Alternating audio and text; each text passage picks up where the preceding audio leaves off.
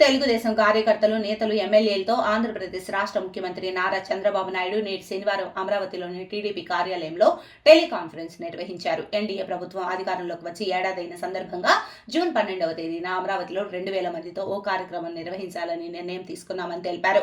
ఆ తర్వాత కూడా ఏపీ వ్యాప్తంగా ఇలాంటి కార్యక్రమం చేపట్టాలని ఆదేశాలు జారీ చేశారు. ఆయా కార్యక్రమాల్లో ఎన్డీఏ ప్రభుత్వం ఏడాదిలో చేపట్టిన అభివృద్ధి పనుల గురించి ప్రజలకు వివరించాలని సూచించారు. ఎమ్మెల్యేలు ఎవరెవరు ఏమేం చేస్తున్నారని సమాచారం తన దగ్గర ఉందని తెలిపారు.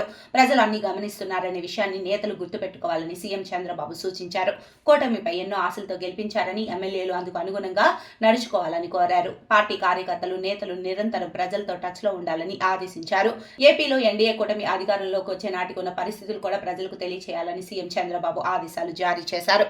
2024 జూన్కు ముందు రాష్ట్రం ఆర్థిక సంక్షోభంలో ఉందని గుర్తు చేశారు. తాను 4వ సారి సీఎం అయ్యానని, ఇంతకుముందు ఇలాంటి పరిస్థితి ఎప్పుడు చూడలేదని సీఎం చంద్రబాబు వెల్లడించారు.